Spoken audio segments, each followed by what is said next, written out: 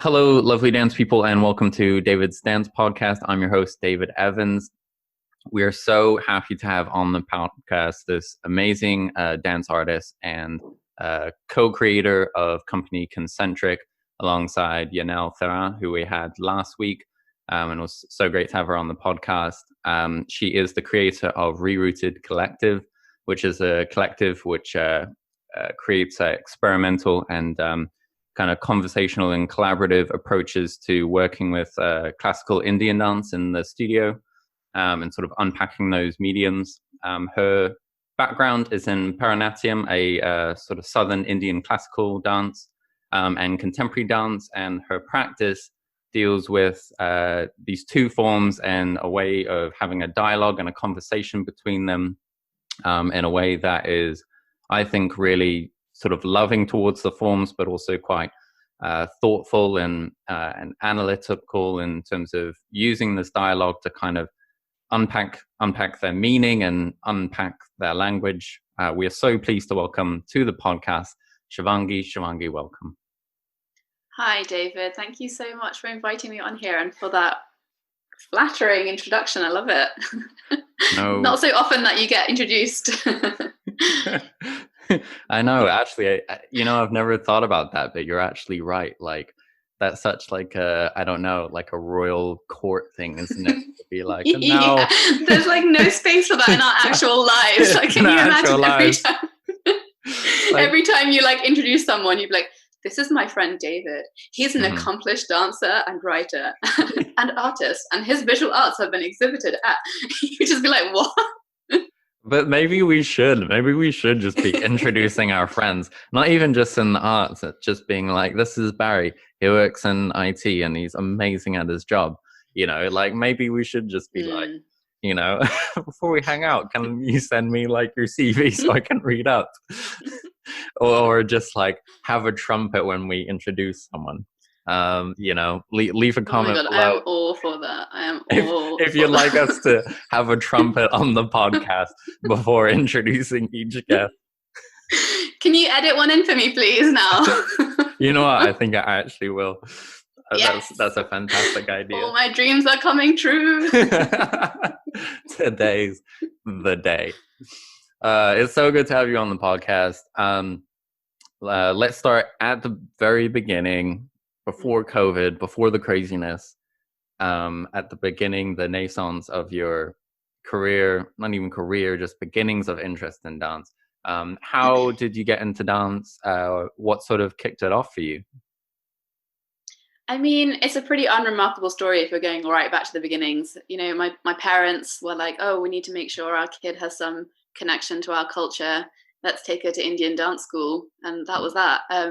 You say that's unremarkable, but no one has said that yet on the podcast. So said anything remotely close to that. So fair enough. It might be unremarkable to you, but like to the rest of us, that didn't happen to me. Okay, fair enough. No, you're right. Yeah. Let's give it what it deserves. Yeah. As an 8-year-old, I was enrolled in Kathak, which is a North Indian classical style, and what my parents, I guess, most culturally familiar with. And then walked into the class, did it, walked out, then saw the Bharatanatyam class happening next door and was like, that looks way cooler. I want to do that instead. Huh. And then why was it way cooler for you? They just looked like they were doing a lot more with their bodies. This is becoming quickly controversial. I don't want to speak about this, but I had to go back to the Kathak teacher and be like, I'm really sorry, I want to de-enroll because I want to do Bharatanatyam because I think it's cooler. It was just this, that was the beginning of my dance journey. Was that difficult for your parents, being like, I thought we raised you as a Kathak dancer?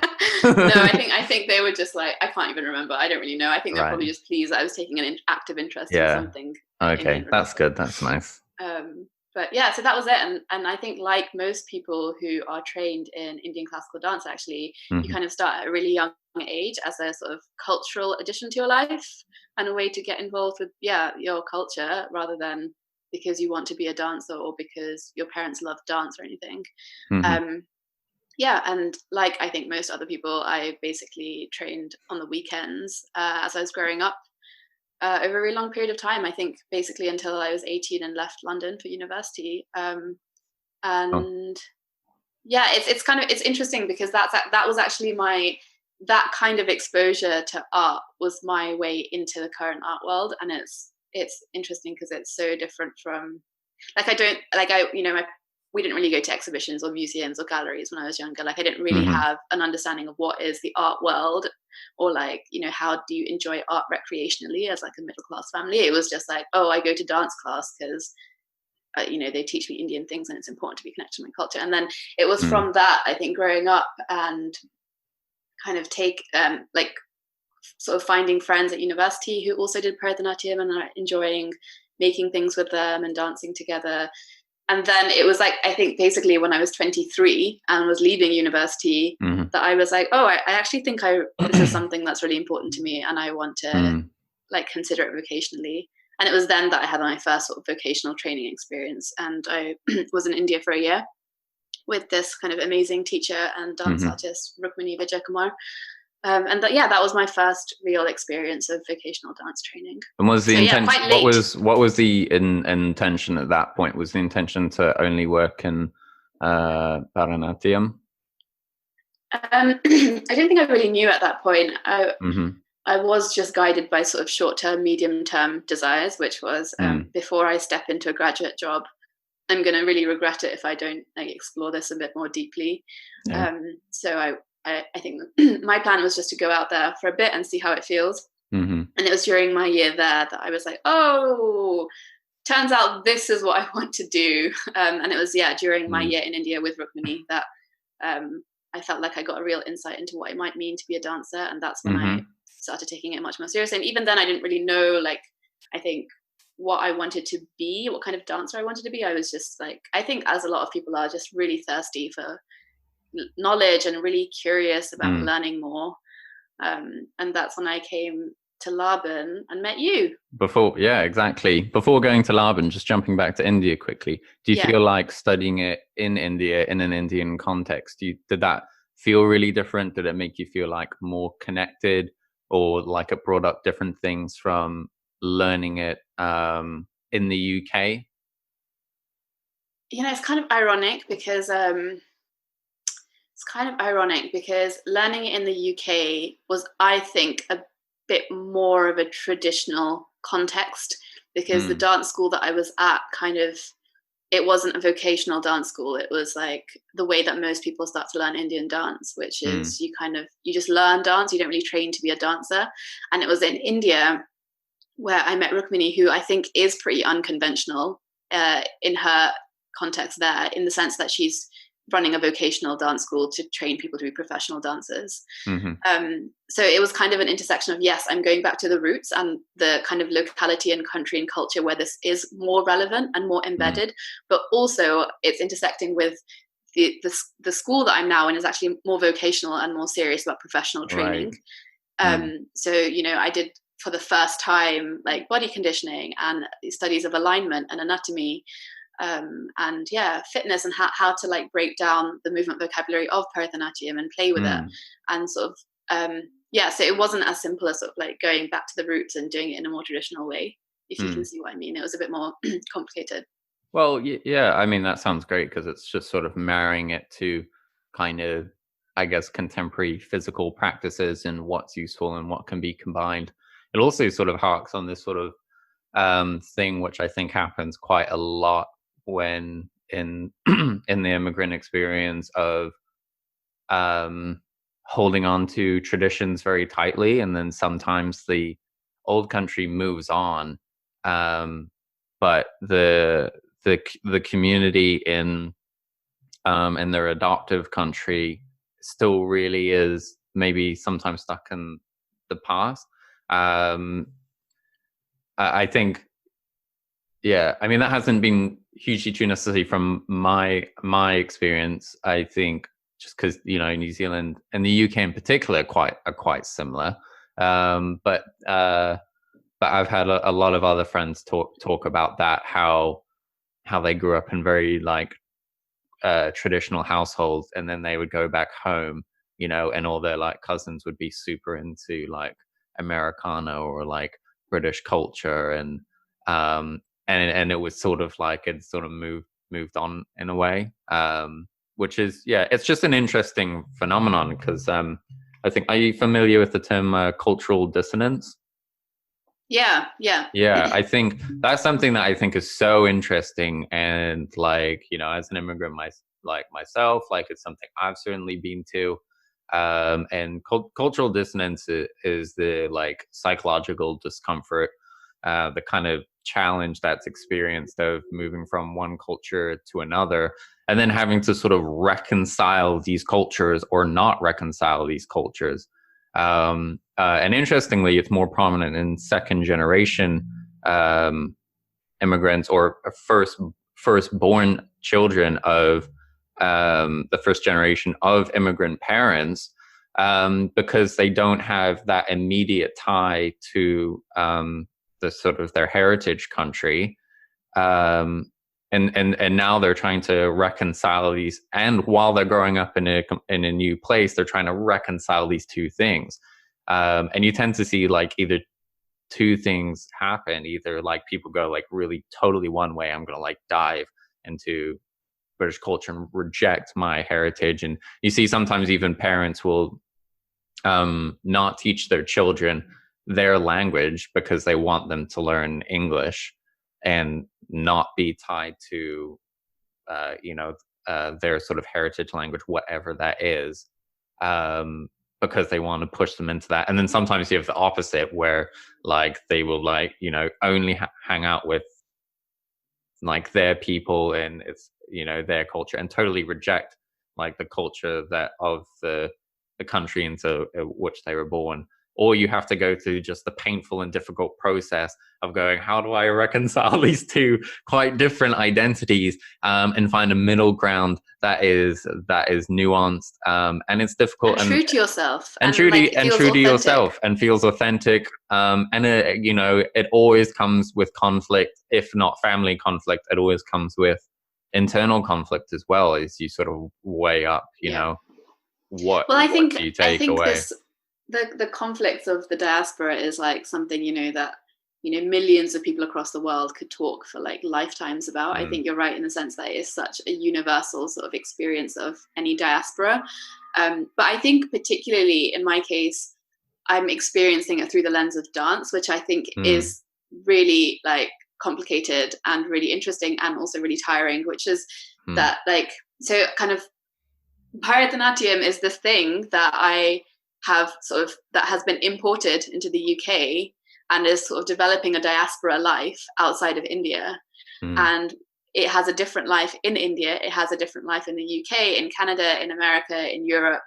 And I think there's kind of a global tug of war between, hello, like, what is Bharatanatyam? Like, how can you say this is what it is? Well, how can you say this is what it is? Well, I'm saying this is what it is. And it's, I think it's like the kind of tensions you've just talked about is quite interesting in the context of Bharatanatyam, because, you know, on the one hand, it's a classical form with a sort of inherited vocabulary and inherited aesthetic rules and principles.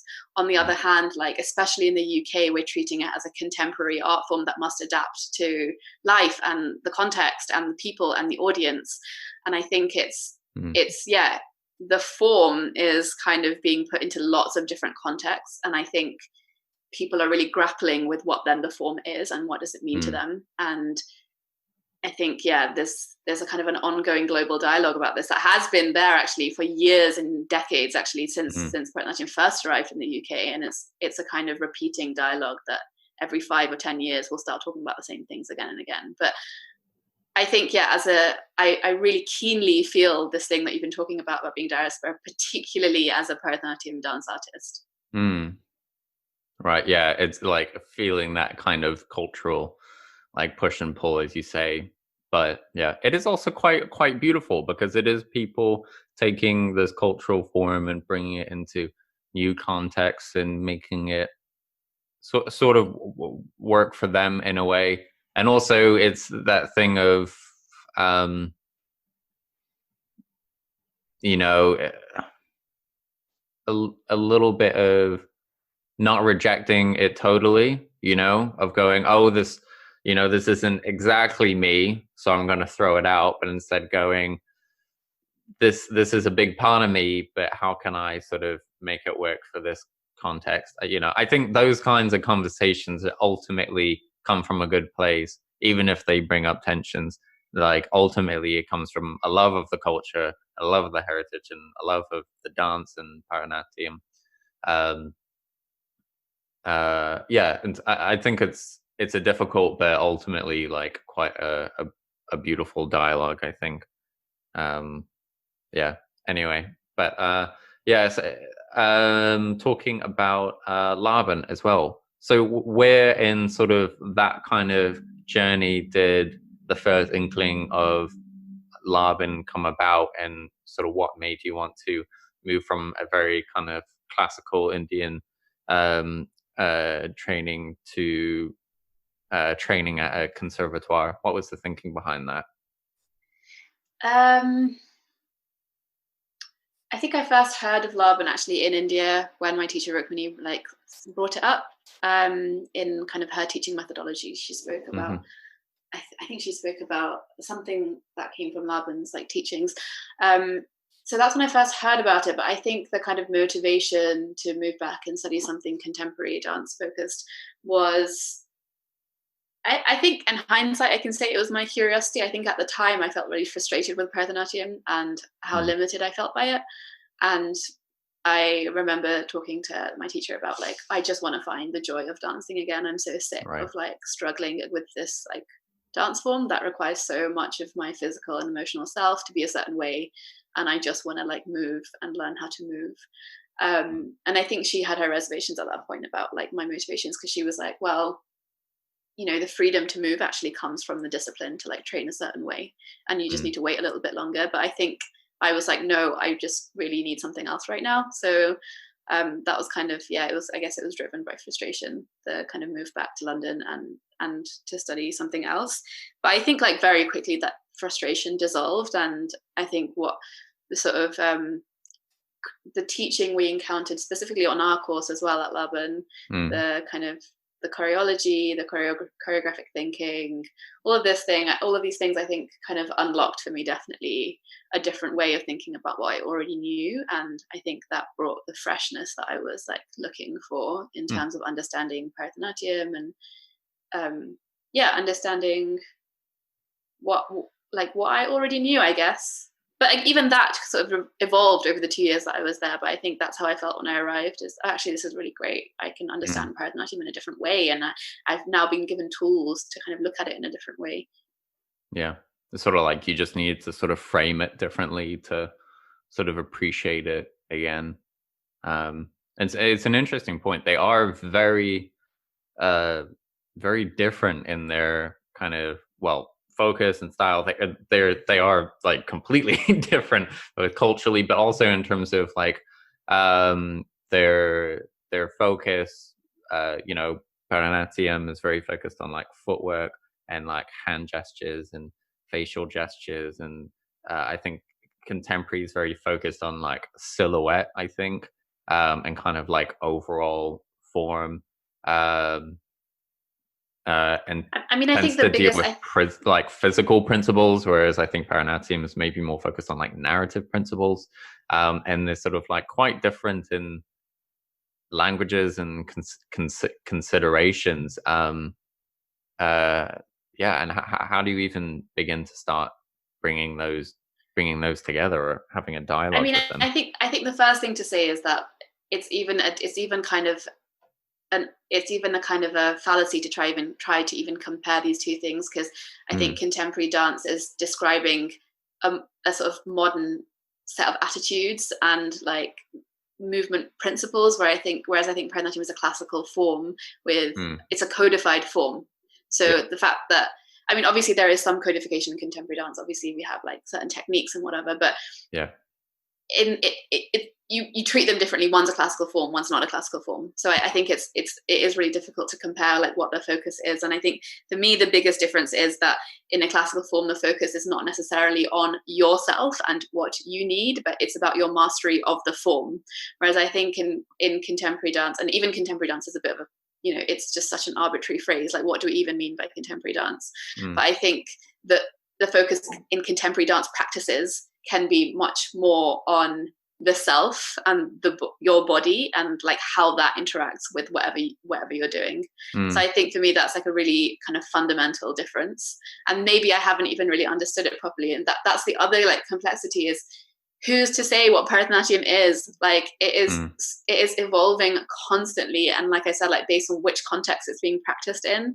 And even what I think of and what people think of as traditional Bharatanatyam dance is modern in some way. It's been reformed in the 50s and 60s. It's been influenced by different things. So I find it really difficult to talk about the comparison between Bharatanatyam and contemporary dance, because I feel like both are actually quite nebulous concepts that to define is just revealing what you particularly understand of it rather than what the form is.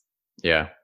Yeah, I think, and also you're bringing up something interesting, which is this kind of contrast between having a kind of mastery and I'm not saying this is true of the forms, but it's just, these are just two different attitudes one could approach like any dance, but having an approach of kind of mastery, or like the form being something to kind of conquer in a way, or to kind of master, or to like reach the pinnacle of, and then seeing it as something that you just explore, that sort of, it goes outwards and you don't really reach the top of it, or you don't really master it.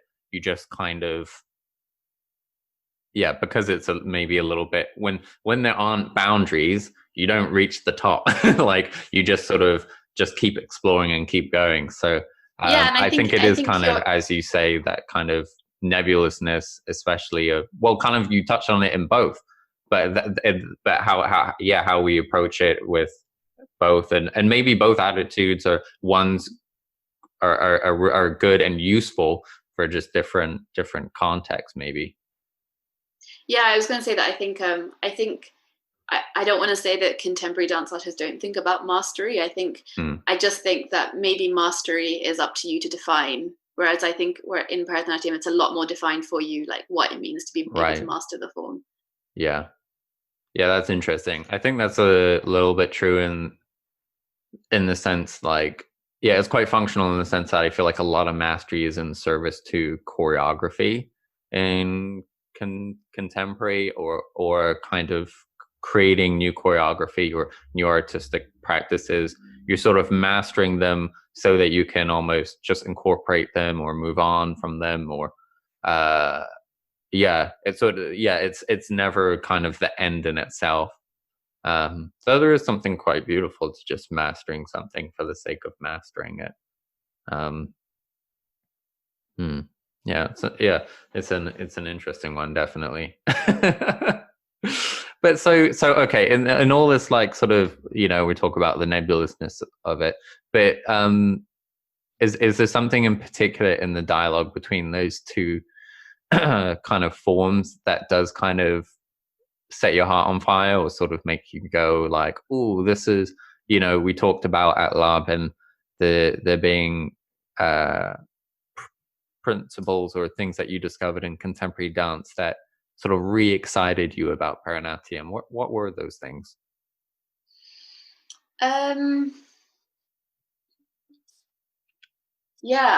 Gosh, even Laban was such a long time ago now. I feel like I'm going back 4 years to kind of speak as myself 4 years ago. But I think what really excited me at the time was the kind of richness of possibility that was offered by a classical form. So Bharatanatyam, because it was so codified, because there were so many rules and conventions, it really offers a huge richness once you find yourself able to unpick those and play with those rules, because you have a point from which to then depart into something new. Like, it's not just that anything you do is arbitrarily like new. It's like, no, here's this thing that's been kind of structurally there, and my understanding of something is so rigorous that I can unpick the structure to create something like beautiful within, that's still relevant to that structure but has departed from it.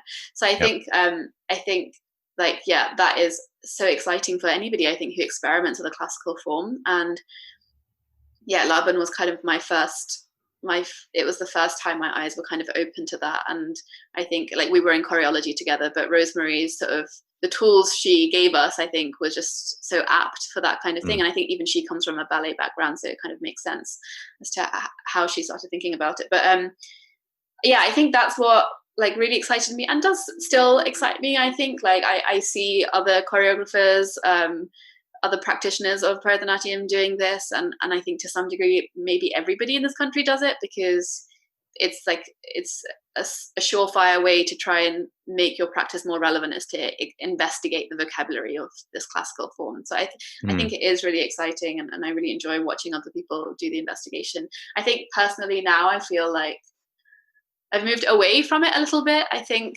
even a sort of contemporary investigation into Bharatanatyam requires a real commitment to Bharatanatyam and to the discipline of training in Bharatanatyam and staying engaged with the form, which I have found like difficult to do, to be really honest. So I find myself like kind of moving away from that exploration, because I feel you mean like just really difficult like practically, or like difficult how? I feel like it's been difficult for me practically and emotionally to stay really engaged with a traditional, rigorous Bharatanatyam practice. Yeah. And that is why I feel like kind of not equipped to do these like investigations into the vocabulary, because I'm like, well, is it really the thing that's like that I'm most engaged in right now? So yeah, I guess I found it difficult. Over the past 3 or 4 years, because I feel like the model that is shown to you of how to be a classical Indian dance artist, doesn't feel super flexible. It feels like, well, if you really want to do all this contemporary stuff, if you really want to master the form, then basically you should be training in it like 24/7, or absolutely every moment that you can get. You should be sort of disciplining yourself in the training of it. And I think it's understandable, like that's the model, because that's what people in India do. Like they really are committed to the mastery of it all the time in the studio. And I think that's kind of what's presented to us here as like, well, if you want to be a Bharatanatyam practitioner, this is the level at which you should be practicing. And I've just found that really hard to juggle with everything that goes on in this freelance dance life in the UK. And not just like, oh, I am struggling to make time for it. I think I'm struggling to want to make time for it as well. There's so much else that I'm really passionate about and interested in.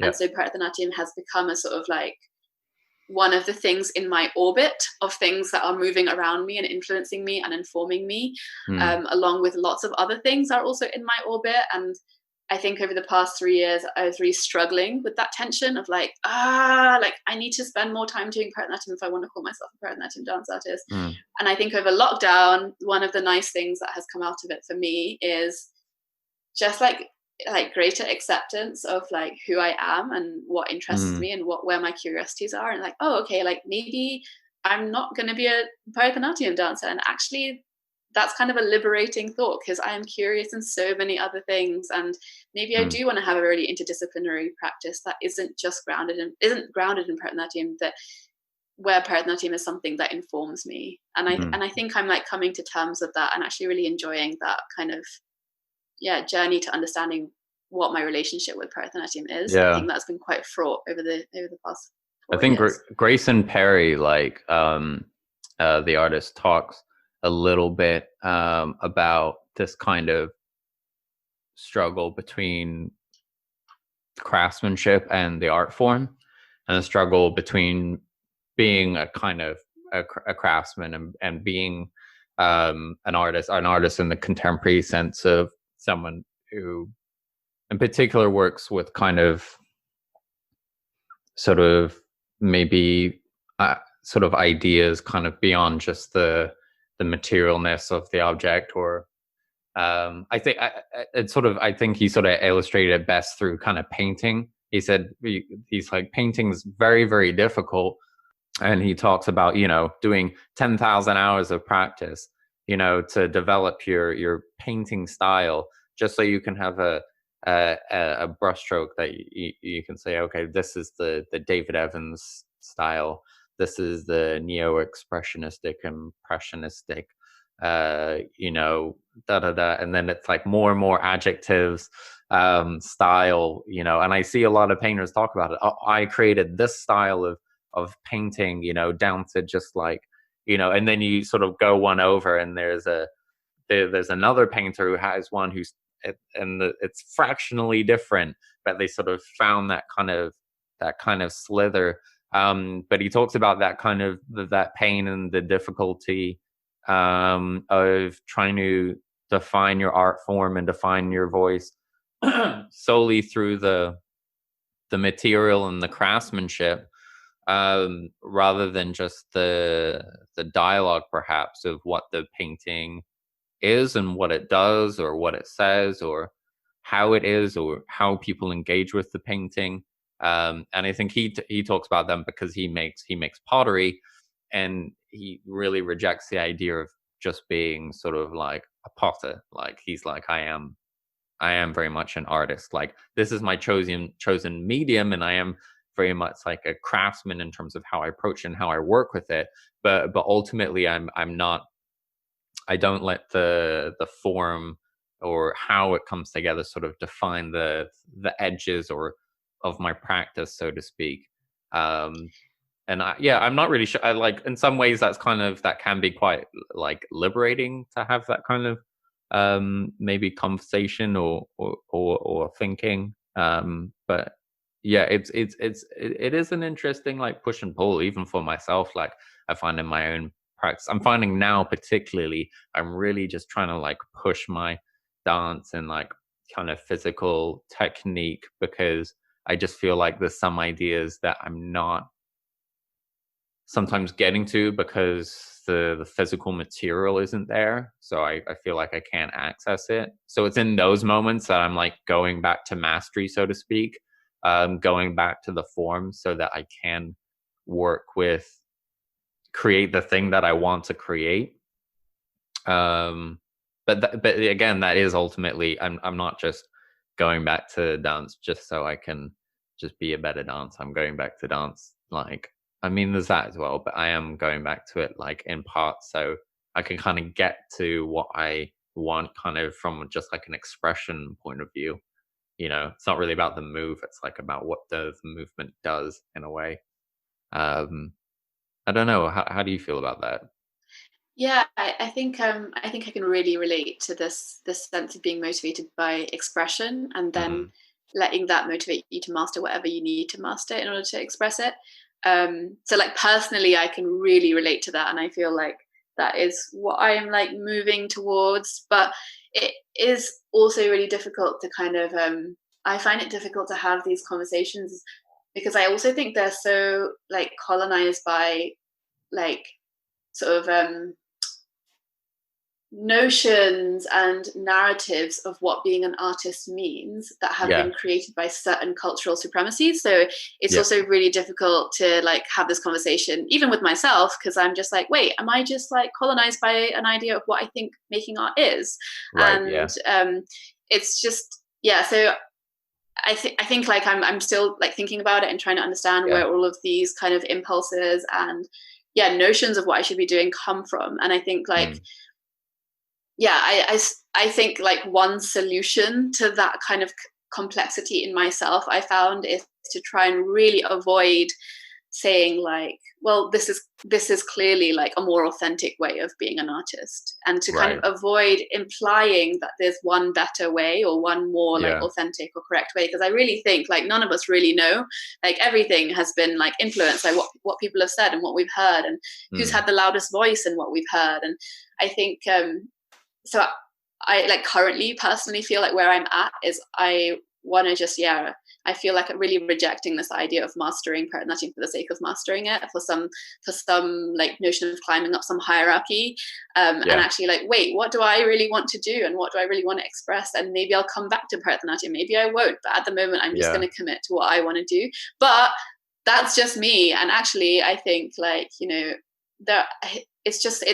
just can't say what is right. It's just everybody has to do what feels right to them. And I think to bring some like even simplicity to it, I think, to be honest, I think people who start dancing much earlier and mastering the form much earlier feel, I think, much more in tune and in sync with the form that they're trying to master, and it doesn't feel like so much of an existential struggle. I think like part of the reason I've really struggled with it is because like I came into it late. Like part of me was already formed in through other mediums, through Yeah. other curiosities. So to try and like funnel this like already partly formed self into this now like very strict aesthetic code, it's a struggle. Yeah. Whereas I think like if I had actually really taken Bharatanatyam seriously as a kid and taken it sort of got much further in the mastery life cycle by the time I was 21, I think I would have more fun with it and feel more free in it, and that it related to what I was trying to express a little bit more. So I think it's just really complicated, and I just don't want to imply. I think there should be room for everyone. There should be room. Yeah. If you want to be that person who's going to become the most technically expert master of Bharatanatyam, like they should go for it. If you want to be someone who's just influenced by the ideas that they encounter, fine. Like I really am an advocate of space for everyone to do whatever they want, and let's not impose our own ideals of what is art making and what is a true artist and what is true authenticity and all of this stuff. Yeah. And I think, I've been like, one of the things I've been playing with like recently is like, I think it's kind of a result of maybe being too ambitious with works, or kind of just like pre-imagining how I think it's going to be, rather than looking at what I can actually do. And like, so for instance, like take the topic of music. So creating music for like a new solo that I'm working on, and thinking about like, oh, should I like work with a musician, and like, okay, that's going to be quite like long-winded, and I sort of need something now, and I really know what I want, but like I'm not good at making music. And then suddenly like it hit me of like, oh, David, you can beatbox. And I was like, why don't you just beatbox it? And then I was like, oh yeah, let's do that. Like I don't need to suddenly like become a musician and like acquire a whole new skill set to like kind of just get my idea across. I'm like, it's not exactly how I would have imagined it, but actually it is kind of more true to me in a way. And like I do have this resource where I can create the music by like doing my beatboxing and layering it in Audacity. And is it super professional? And also, no. Does it get across my idea? Like, yeah, it does, and sort of like not having to like acquire a whole new like skill every time I want to get an idea across. And sometimes just getting the idea out there in whatever way you can is sometimes just like healthy practice. It's something I'm not good at, but it's something I'm trying to do more of. Just like actually, do I have like the skill to get this idea out? And actually, it might not be the medium I'm thinking of. It might be something like adjacent, like maybe it's writing is how I just get this idea out. Or it might not be contemporary. Maybe it's hip hop is how I just get this idea out. Yeah, I think it's an interesting one, as well as this idea of hierarchy. I think you touch on, especially with like all these. I think about this mainly in relation to hip hop, where sometimes I feel like in hip hop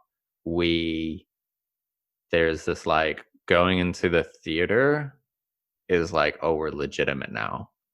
Create like, sometimes I wonder this, especially with like hip hop dance theater works, where there's a lot out there that I'm like, okay, this is great, or bringing that kind of thing into the gallery, even, where I'm like, are we just doing this so we can just be like accepted by these forms, so we can get like a kind of like tick next to them, and sort of feel like accepted by this like Western elite, or is this actually helpful to the practice? Because I do feel like, to take hip hop for instance, like I'm like, why are we doing hip hop on a breakdance in particular, like on a like a Western stage? Because I'm like, that stage was built for ballet, like, and ballet has like these long traveling forms and like a sort of two-dimensional, quite graphic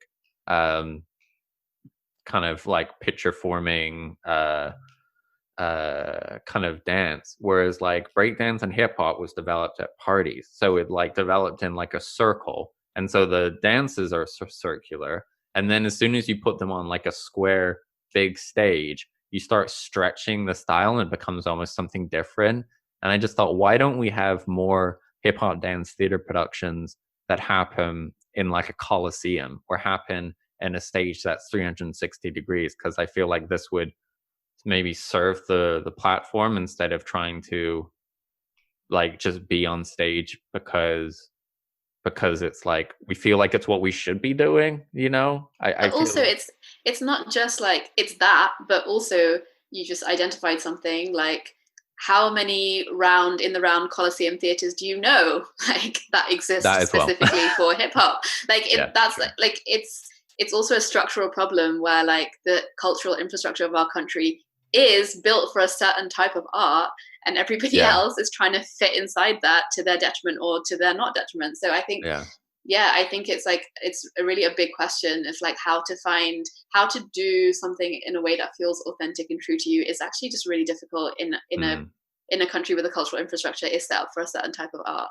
yeah, And obviously, like, you know, things are changing, but it's once you start thinking about it, I think you start seeing, mm, you know, everything around you, and you're like, what? Like this is difficult for structural reasons, not just for my own mm, personal reasons. And I think, yeah, what you said about sort of like, are we pandering to a certain palette basically in doing things a certain way? It's something right. I feel like quite strongly about, and I've written about it. Here's a personal plug.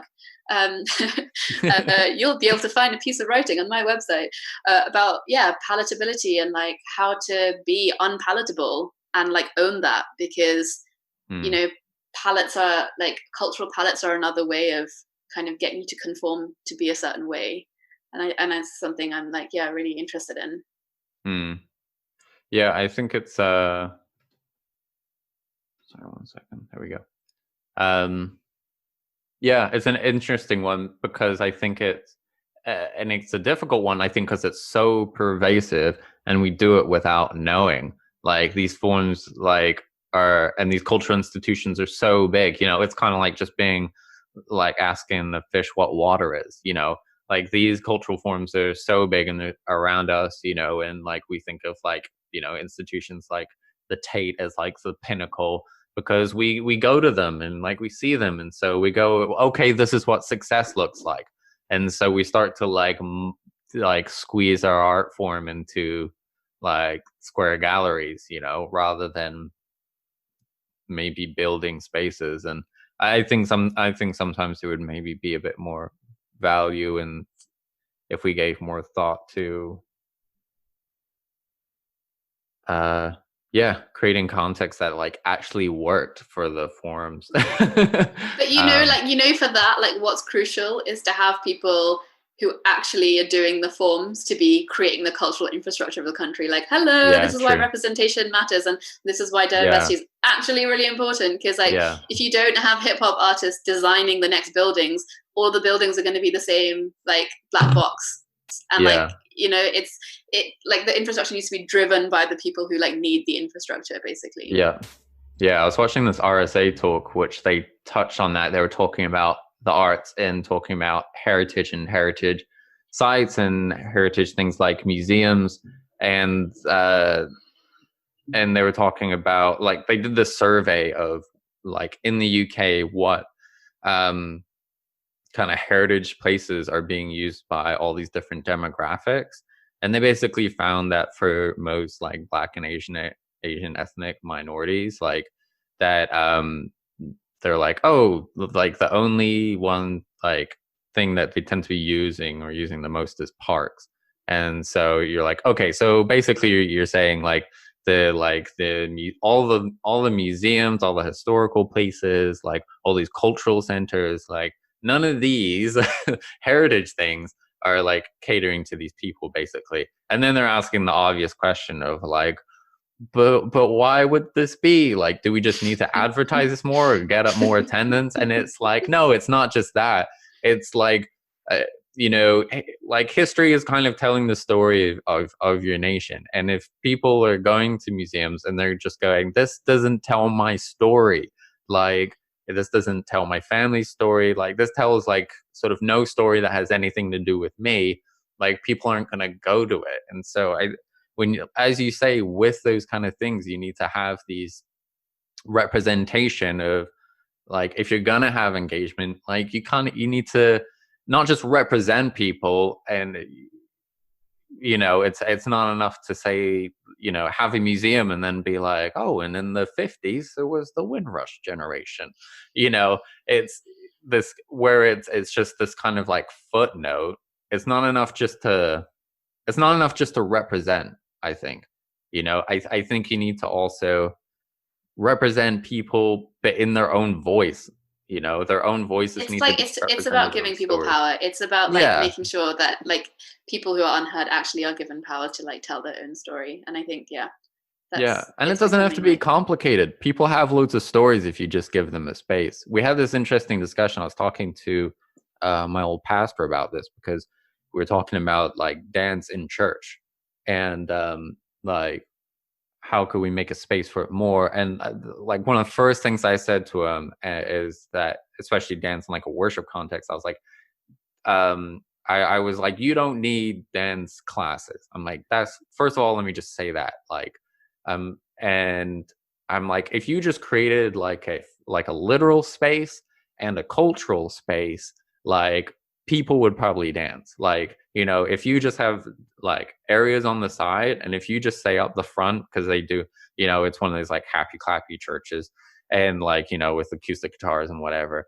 And if you just say up the front, like, hey, if you feel like dancing during worship, there's space on the side, and feel free. And I'm like, people need like social space as well as like physical space. And if you just give people permission to be like, hey, go and dance, like, you'd be amazed at how many people just like fill that vacuum. Like, I find that's just so much the case of, you don't need to like make it happen. You just need to make the space, and then like the people who want to make it happen will kind of just like fill that space. It's an interesting one. It's an interesting one. I think also, like, just to like cycle back a little bit to something you said earlier, but I think, what we see around us in the broader sense of the word really does define our sense of what is successful and what it means to be successful at what you're doing. And I think obviously we all want to be successful, like, but like it's I think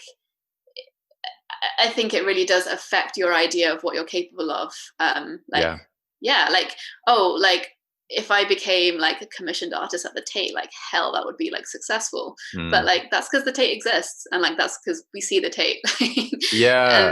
So like, what else could be successful, and what else could I imagine outside of what I've seen to be in success? And I also mean like in a broader sense, like as a dancer, I think, forget like big massive overbearing buildings like the Tate, like even really insidious sort of attitudes that aren't spoken, and you simply felt of like what it means to be a good dancer and what it means to like look like a good dancer. I think I feel like massively affects my understanding of like, well, what do I want my body to be doing as a dancer? And I think I see it like affecting other people, as specific, like especially people who aren't represented in that idea of success as well. Like I think redefining success is like a lifetime's work, right? To be like, I think personally for me, that's like a big labor that I want to undertake, is like arriving at a definition of success that really feels like it means something to me, and it's not just because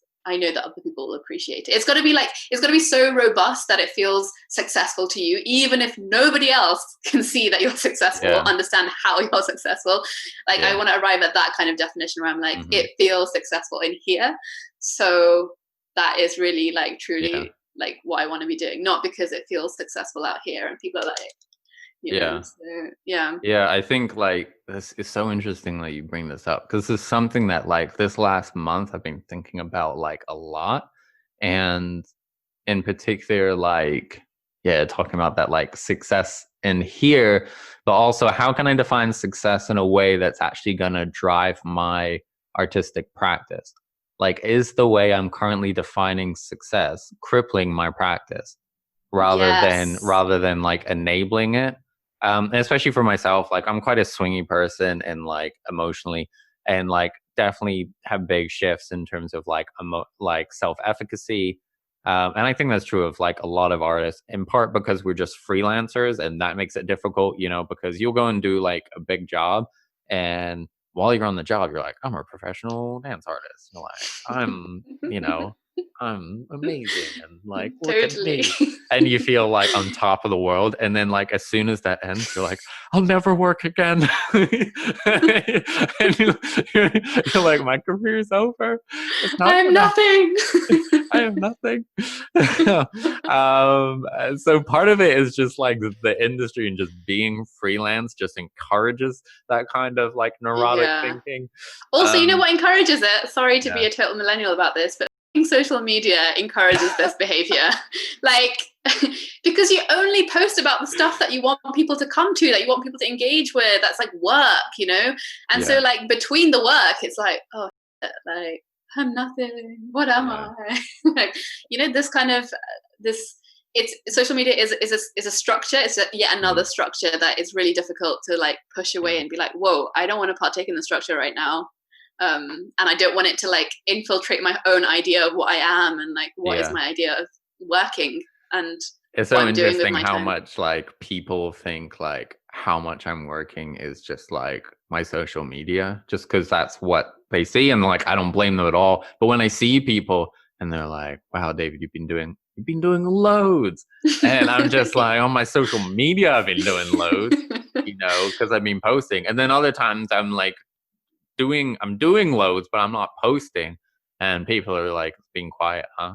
And it's interesting, like, when you hear, when other artists come to me and you feel like not much is going on, but you just happen to be posting at that minute, usually because you're posting about projects that you've just done and you're not doing anything at the minute. And they're like, you've got so much Yeah. going on. And you're like, no, I'm posting because I ain't got nothing going on right now. And so, and so I'm just catching you up on all the stuff that I was doing when I Oh had my God, stuff going on. truly, it's such a joke. Oh my God, we should just create a whole new Instagram profile for this. Posting when nothing is going on. No, that's just the whole of Instagram, man. But it's I just mean, also like the way I think it's also like, and I guess this is one of the things I wanted to talk to you about is like, it's also about how we understand our artistic practice to be. And I think like, even for this podcast, I was thinking ahead, like, oh, like David's asked me if there's anything I want, like any work I want to plug. And I'm like, what is my work? What have I been doing? Oh shit, what have I been doing? And it's just like, whoa, hold on a second. Like your artistic practice is more than just the output that you create. And I think for me, that's like, thinking about what is artistic practice has been like a big question this whole year of okay, so I can't dance right now because I live on a first floor flat and my neighbors have told me, like 3 of them have told me independently at different times to stop it. So I can't do this, and none of the studios are open, and I can't dance barefoot in the park because it just doesn't allow for that. So what the hell, man? Like, do I not have an artistic practice anymore? And I think that's when it really got me thinking about, well, actually, no, like I am more than just like the amount of hours I spend in the studio. Like, what is my practice, and what is the actual work that I do that's not just like work defined in the most traditional sense. And I think it's like obviously liberating because you stop blaming yourself, obviously, but like it's also enriching in terms of the work you end up imagining that you want to create, because it stops being limited by this idea of like what is good dance work. For me, I'm speaking just for me, and starts being like, what is artistic work? Like what in this is artistic, or what in this is helping me like reach a different version of myself, or a different like what's helping me engage with other people. I just think it really broadened my idea of like, what can I invest in terms of practice that doesn't require me to have a sprung wooden floor in a studio. And and that it's just been might have immense value, but not one that fits into sort of like a strict mold of like what success is. Yeah, definitely. And I find it hard to talk about what I do as well, because like a lot of what I do, I cannot post about on social media. And I'm sure lots of other people feel the same. You can't post everything. Not everything can be articulated in a picture and a caption. So like, for example, one of the things I can bring some clarity and solid stuff to what I'm saying. But like one of the things that I've been working on this whole year is sort of creating what we don't really know what we're doing yet, but I'm working with a collaborator, and we have 1 day a week where we meet on Zoom, and we spend the day sort of creating. and collaborating and feedbacking to one another. And the terms are really broad, they're really undefined. All we have defined is that one day a week we will meet, and we've been doing this since March. And it's literally, I feel like we're literally building like an artistic practice together. And I feel like what we're doing is creating a sort of an alternative art school for ourselves, neither of whom have been to art school. And it's sort of giving ourselves the education that I feel like we didn't get on how to be an artist, not just how to be a dancer or how to be a filmmaker or how to be this vocational like job, but how to process what's happening in your life in an artistic way, how to express yourself through multiple mediums, how to understand what you want to express. And it's like, one day a week is a lot of time. Through peer learning. Like peer learning is just so I just can't hype it up enough, and it seems so silly. Right. But like I learned how to like research. I would through my early collaborators, like how to actually develop an artistic idea. This was while I was at art school, and I realized I actually really didn't know how to develop an artistic idea. And it was my first collaboration with a filmmaker, Lily Jabrowska, that she basically taught me like this is how one way that you can develop an artistic idea from start to finish. And I was like, oh, and I honestly feel like 80 to 90% of my artistic learning has been like self or peer learning. I always feel like most of like the kind of tutoring and sort of top-down learning is kind of useful as kind of maybe guides or kind of information absorption, but there's just loads and loads of value there. And I think in general it's just a great attitude to have, because it's this kind of like, how can we like lift each other up rather than just seeing like the arts as like this competitive landscape, which it is competitive as well, but like also I really do think there's a way for us to like for people to create their pie together. Definitely. And the pie really just gets bigger. Like the more you believe that the pie can be bigger and more shareable, the pie just gets bigger. And I think it's a fallacy that the pie is like a fixed size that we all need to like divide between ourselves. Like, no, we just create more space. So I like definitely a massive advocate of peer learning. I also feel like my biggest like moments, breakthroughs, whatever you want to call them, in like whatever I do, if I can call it my practice, I think have literally just come from being in environments of peer learning. I think there's something, just jumping back to success and failure, that like is also really important about how we define success, that I realized recently, which is that I was letting like strict definitions of success, or the definitions of success I had, weren't helpful because they were defining failure for me. And because they were defining failure, they were making me go like, oh, if that's success, then where I am right now is failure. Like, rather than, and what I'm trying to do, because if you make success like a node in the journey, then you're just like, all the time that you're not there, you're just failing, which is just psychologically just too difficult, and we just beat ourselves up all the time, because we just go, well, I could be there and I'm not there. If success is like a knock on your, a notch in the wall, like that you haven't hit yet, and trying to see success as like a journey, and like, if I'm making work, if I'm still dancing, if I'm growing as a dancer, if I'm growing as an artist, if I'm creating work of value, that's success. My God, totally. Like if you are surviving right now and doing artistic work, hello, you are successful. Like, congratulations on your success. Like, totally. And I would like to say to like people in the arts, like people ask me like, oh, when have you like made it as like an artist and stuff? And I just want to say that to do anything in the arts, period, like even just once, is amazing and a huge accomplishment. That's maybe a better way of defining it, talking about accomplishments versus like success. And like, it's okay to have accomplishments that you're shooting for, but like success needs to not be accomplishment. Like it I needs to really be the find that like practice itself, because I think yeah. it's so hard to just do anything in the arts, that just like doing anything at all is like, wow, like good on you, because you know it, it takes so much sweat and hustle just to kind of get anywhere. That getting anywhere is beautiful, you know. Yeah, I agree. I totally agree. And I feel like one thing that helps me kind of like embody these sort of thoughts is like thinking of, I don't know, visually I find that like thinking of success as like this kind of linear thing that you're traveling up is like, yeah, really Hmm. detrimental and psychologically quite difficult. So I really like thinking of it as like this horizontal plane that you're sort of like covering distance in. Mm. It's like, hey, did you ever play Age of Empires when you were a kid on the Not really, computer? but Okay, well, I did play like, yeah, similar games. I okay, know what you're it talking had about. like one feature that I'm sure was in lots of computer games at the time, which is basically you start off in like a black screen, and the more you walk around as your little peasant, Yeah, the more yeah, like you discover, and the screen like becomes like not black, yeah. and like the more you walk around, the more of the city you discover, and whatever.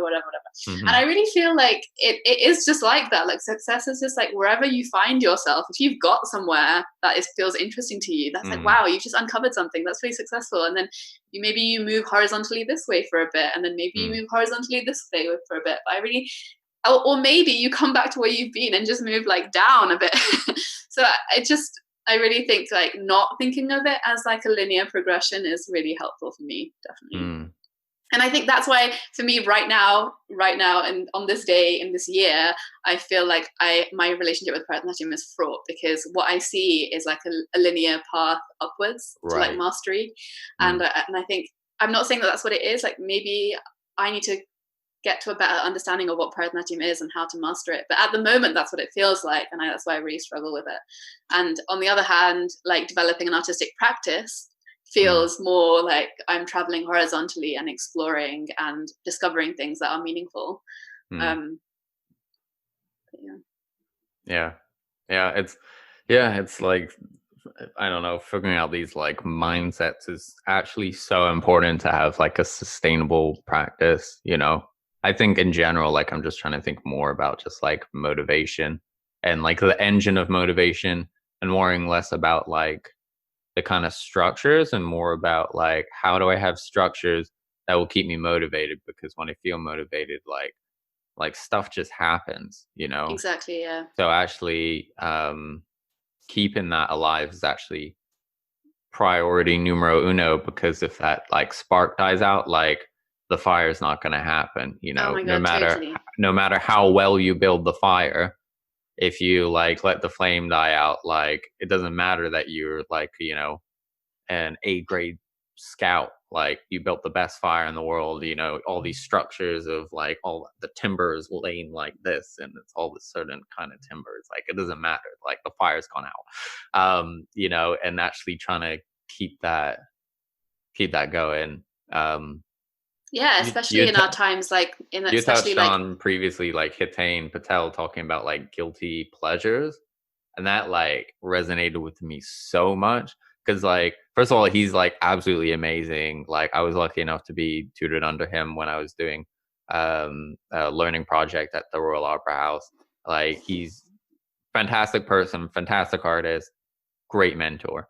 um and like it helped me so much when I was like at art school, because a lot of my art friends were making work that they knew the tutors would like, you know, because of whether it was the style of the work or the themes that it dealt with. And I did not make work that my tutors liked. I made work that I liked, and that I was like, and I made way more work, like because I actually wanted to make it, you know. And Hitain does it well in his practice, you know. I mean, he combines like kung fu and with his like classical Indian like Indian dress, and like references to Spider-Man. I mean, how like more like crazy and random and different that is, but it's like really beautiful, like how it all like kind of comes together. Like, yeah, I don't know. Are there any like finding those guilty pleasures, I think, is actually important, and actually being honest about what interests you and what doesn't interest you in the arts. Like, as opposed, there's so much pressure to like pretend that like this work which we've canonized is like really interesting to you. And sometimes I look at some of it and I go, some of this is like awesome, and some of it like bores me to death, and and actually it just doesn't interest me. And just being honest about that, and not like it's like, it feels like on it, like I feel scared just saying it right now, but like that the, that that there are things in the arts that just like don't interest me, and that's okay. And actually, that the things that interest me might seem sort of silly or contrived, but actually those are the things that I'm bringing into this world, and so be it. Yeah, I think like this idea of like kind of working towards staying motivated is kind of really relevant, because I think like, yeah, it's like whatever floats your boat, like whatever gets you through life and continues to like allow you to be artistic, and like whatever work it is that you like watching to do that, or whatever thing it is, you know, forget even artistic work, like, do you really enjoy ironing? Like, if you really enjoy ironing, like, hey, that's a part of you. Like, maybe that gives you something in your day. And I mean, that's a bit of a like stupid. Seems example, like a niche audience. I actually don't really enjoy ironing, so I don't even know why I picked that. But like, I just mean that like often like the things that nourish us are not even quote unquote artistic. And I personally also feel like during lockdown that's been like quite revelationary. It's being like, whoa, like what if I stopped being obsessed with being an artist, and what if I started being obsessed with what nourishes me? And I'm like, yeah, it's very slowly turning into artistic activity, but because first and foremost, I feel like actually I should just nourish myself and nourish my motivations and my optimism and my self-belief, and you know, have the trust that maybe it will become something, maybe it won't, but at the end of the day I'm like nourished enough to like be motivated. So yeah, like ironing, cooking, whatever, like walking, like going to the park, I don't know, I feel like lockdown has really encouraged all of us to kind of be a bit more fundamental in survival and like surviving. And I think that for me, that's also like brought me home to like being a bit more of a human being, and less of like, I'm an artist. And like, okay, like, maybe I can be an artist if I just, nourish myself as a human. Yeah. Yeah, that's beautiful. Yeah. Yeah, love it. Yeah. And also that's the great thing about being an artist is kind of that you can just be yourself and just bring yourself into your work, that a work is so personal.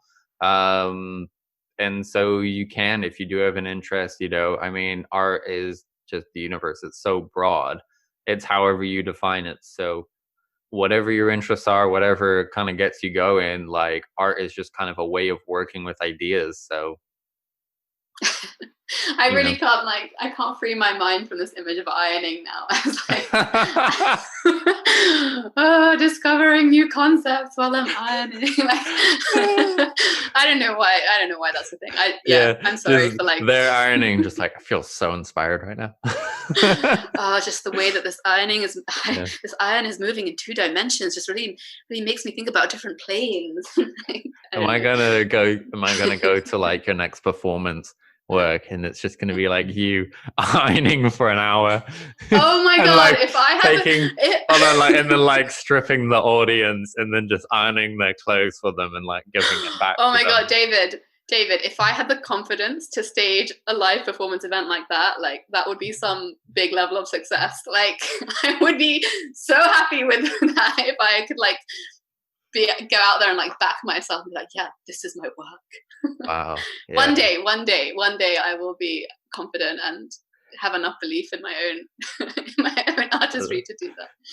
To just like iron people's clothes for an hour and be like, this is the work. I'm already thinking of ideas. There you go, folks. Anything can be inspiration. Yeah, exactly. This has been such a good conversation. Where can people find out more about you? I live in Streatham, so come. No, I'm just joking. I on my website, shivaangee.com is it's like generally up to date. Often not that up to date. I guess Instagram is probably the most up to date thing where people can follow me, and yeah, we'll I put really your like talking to links. people. We'll put your links in the description below, so people can find out what you're doing. Otherwise, you can just walk around Streatham until you bumped into Shivaangee. I encourage that. Come iron with me, man. No, I don't know. Yeah, like my website and my Instagram. Please, you might have some of our listeners from America just rocking up and just being like, "Hey, I'm looking for." No, but in all seriousness, I do post about what I'm up to, and occasionally will be more honest about what I'm up to. And there are a couple of things coming up that I would like people to engage in. So yeah, please do follow me and stay in touch with me. And yeah, reach out to me if you want to talk. Love talking. Absolutely. Thanks so much for being on the podcast. And yeah, thank you, listeners. And we'll see you next week.